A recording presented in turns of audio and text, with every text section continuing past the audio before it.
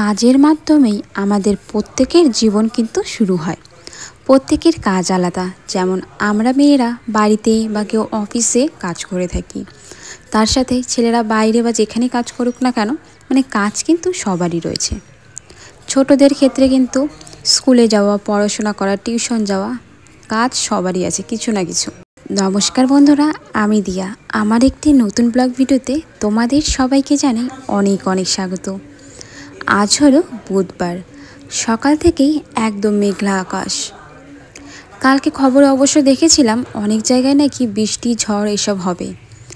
আর আমাদের এখানে শিলিগুড়িতে বৃষ্টি তো এখনও পর্যন্ত শুরু হয়নি, কিন্তু সকাল থেকেই আকাশটা একদম মেঘলা রয়েছে। আজকে সকালে তেমন একটা রান্নাবাড়ি করিনি, বাসনও অনেকটাই কম রয়েছে, কারণ যেদিন তরকারি রান্না করি সেদিন তো বাসন একটু বেশিই হয়। আজকে আলু সিদ্ধ ভাত বানিয়েছিলাম সকালে। ঘুম থেকে উঠেছিলাম প্রায় 6:30টার উপরে। এতটা দেরি হয়ে যাওয়ার পরে 8টার মধ্যে রান্না কমপ্লিট করা সত্যি অনেক চাপের। দুপুরে রান্না করব আলু কুয়াশা তরকারি। সকালে আলু মাখা করেছিলাম, বা আলুর চোখা বলা যায়, পেঁয়াজ দিয়ে ভাজা ভাজা করেছিলাম। তো অল্প একটু আছে, সেটা দিয়ে তো দুপুরে দুজনের খাওয়া হবে না, তাই ভাবলাম আলু কুয়াশ দিয়ে একটা পাতলা ঝোল করি, ভালোই লাগবে। আদা একটু বাটা করে দেবো, তাহলে ভালো লাগবে। চলো সবজিটাকে কাটকুট করে রেডি করি। আর বাইরে আজকে একদম অন্ধকার, দাঁড়াও তোমাদের দেখাই। দেখা যাচ্ছে কি না, কিন্তু সকাল থেকে রোদ্রু তো নেই। খবরে যতটা দেখলাম সব জায়গায় নাকি বৃষ্টি হবে বা হচ্ছে। হালকা হাওয়া দিচ্ছে, দেখো। এটা কিন্তু আমাদের শিউলি ফুল গাছ। তো এখানে তো হাওয়া দিচ্ছে, আমি এদিকে রান্না করি। ঝড় হোক, বৃষ্টি হোক, তুফান হোক, খাওয়া তো বন্ধ করা যাবে না, খাওয়া তো খেতেই হবে। আলু কুয়াশের কিন্তু ঘন্টটাও ভালো লাগে, আর যদি আলাদা করে কুয়াশের ঘন্ট করা যায় আদা আর জিরা বাটা দিয়ে, সেটা কিন্তু আলাদা টেস্ট। আবার দেখতে গেলে কিন্তু ডাল দিয়ে বানালেও কিন্তু অনেক ভালো লাগে। এদিকে যখন কুয়াশটা কাটছিলাম তখন দেখলাম কুয়াশটা খুবই খারাপ, কুয়াশের ভেতরে যেটা আছে শ্বাসটা, সেটা একদম শক্ত। আর আমি যখন রান্নাটা করেছিলাম, মিনিমাম ধরো আধা ঘন্টার মতন আমি সিদ্ধ করেছিলাম কুয়াশটা, তরকারি রান্না করার সময় আর কি। কিন্তু তবুও কুয়াশটা একদমই সিদ্ধ হয়নি। আর এদিকে আলু একদম গলে ঠলে শেষ হয়ে গিয়েছিল। কুয়াশটা কাটার সময় বুঝতে পারছিলাম যে কুয়াশটা আসলে খারাপ, কুয়াশটা হয়তো অনেকটাই বাড়তি হয়ে গিয়েছিল। সেই কারণে আর কি, এটা যদি প্রেশারও দিতাম না তবুও সিদ্ধ হতো না, এতটাই শক্ত। কিছু করার নেই, রান্না যেহেতু করেছি, রান্না করার জিনিস তো আর ফেলতে ইচ্ছে করে না, ওভাবেই কষ্ট মষ্ট করে খেয়ে নিয়েছিলাম। তো একটু মশলা তেমন কিছু দিব না, আদা, পেঁয়াজ আর লঙ্কাটা একটু বাটা করে দিয়েছিলাম। এতে একটু গ্রেভি গ্রেভি হলে হবে কি, খেতে বেশ ভালো লাগে। আমি আদা বাটার সময় একটু লবণ দিয়ে থাকি, আদা বাটতে অনেকটাই সুবিধা হয়। পেঁয়াজ বাটার ক্ষেত্রেও একটু লবণ দিই, যাতে বাটার সময় পিছলা না হয়ে যায়।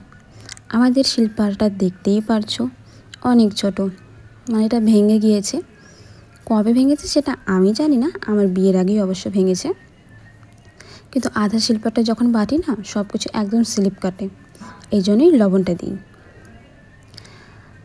কালো জিরা সম্বার দিলাম, কারণ কালো জিরার সেন্ট আমার খুবই ভালো লাগে। কালো জিরা যদি রসুন দিয়ে বাটা করা যায়, এটা কিন্তু খাওয়া খুবই ভালো। তো কালো জিরা, পেঁয়াজ, আদা টাদা দিয়ে তো এদিকে রান্নাটা বসিয়ে দিয়েছি। তারপরে দেখি খাওয়ার জল নেই, আর ফিল্টারটা দেখে কিন্তু প্রচুর ময়লা মনে হবে। প্রত্যেক দিন ধুই, তবু একই ময়লা। আমার হাতে দেখো একদম কালো কালো, কারণ রাত্রেবেলা করে উনুনে রান্না করছি।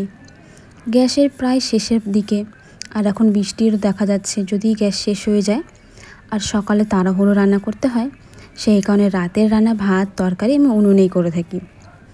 এই জন্য সব জায়গায় একদম কালি কালি হয়ে যায়, হাতের নখ, এটা আরও সাদা যে ফিল্টারটা, সেজন্য আরও বেশি কালো হয়ে যায়। যাই হোক, এদিকে আমি জলটা নিয়ে আসলাম। আর আমাদের এখানে জল বেশি দূরে যাইতে হয় না, বাড়ি থেকেই কুয়োটা দেখা যায়। এটা অবশ্য সরকারি কুয়ো, যেখান থেকে আমরা জল নিয়ে আসি খাওয়ার জন্য। জলটা খুবই ভালো। জল আনার পরে দেখি ঝিরিঝিরি এখানে বৃষ্টি পড়া শুরু হয়ে গিয়েছে। তারপর আমার রান্নাটাও কমপ্লিট হয়ে গেল, কিন্তু হাজব্যান্ড এখনও আসেনি দুপুরে খাওয়ার জন্য। তা ভাবলাম ততক্ষণে বসে না থেকে গ্যাসটাই মুছে নিই। রান্না করার পর না কিছু কাজ থাকলে একদম অস্বস্তি মনে হয় আগে কাজগুলো করে নিই, বসার তো অনেক সময় রয়েছে। সেই কারণে প্রথমে গ্যাসটা মুছে নিলাম। হাজব্যান্ড চলে আসলো খেতে। দুজনে খাওয়া দাওয়া কমপ্লিট করার পর এদিকে দেখি ব্যাগে কিছু একটা এনেছে। তো আমি বললাম এর মধ্যে কী আছে। পরে দেখলাম যেহেতু ছট পূজা গেল কালকে, অফিসের থেকে ঠেকুয়া, তারপর কেশর, অনেক কিছুই দিয়েছে। এর ভেতরে আমি জিজ্ঞেস করছিলাম এত বড় মিষ্টির প্যাকেটে এত কত মিষ্টি দিয়েছে। পরে দেখলাম এর মধ্যে আছে ঠেকুয়া, আছে কলা, আরও অনেক কিছু। ঠেকুয়া খেতে কিন্তু আমাদের প্রত্যেকেরই কম বেশি ভালো লেগেই থাকে। বানাতে পারি না, কিন্তু খেতে ভীষণ ভালো লাগে। অনেকগুলো কিন্তু দিয়েছিল দেখো। আর তার সাথে এই যে জাম্বুরাটা যে দিয়েছে না, সেটা না এমনি এমনি খেতে আর ভালো লাগে না। এই জাম্বুরাটা দেখে আমার ছোটোবেলার কথা মনে পড়লো। যখন ছোটো ছিলাম মা লক্ষ্মী পুজোর সময় জাম্বুরা নিয়ে আসতো। আর জাম্বুরা এমনি এমনি খেতে অতটা ভালো লাগে না, কিন্তু লবণ লঙ্কা দিয়ে মাখা করলে তার সাথে লেবু পাতা দিলে আর কোনো কথাই হবে না, প্রচুর টেস্টি লাগে। কিন্তু আপাতত আমার কাছে লেবু পাতা নেই বা লেবুও নেই, কিন্তু এটার মধ্যে অলরেডি টক আছে, মিষ্টি নেই, টক ছিল বেশি। তো ভাবলাম লেবু লঙ্কা দিয়ে মাখা করি। হাজব্যান্ড তো আবার কাজে চলে যাবে, তার আগেই মাখা করেছিলাম। আর দেরি হয়ে যাচ্ছিলো বলছিল বারবার, এই জন্য তাড়াহুড়ো করে যেভাবে পেরেছি কোনো মতো করে মাখাটা করে দিয়েছি। আমরা দুজনে তো খুব ভালো খেলাম, আর আজকের দিনটাও আমাদের বেশ ভালো কাটলো। তোমাদের দিন সময় কেমন কাটছে সেটা অবশ্যই জানিও। আর সবাই ভালো থেকো, সুস্থ থেকো, কারণ নিজের মনোবল সুস্থ রাখলে কিন্তু আমরা সবাই ভালো থাকবো।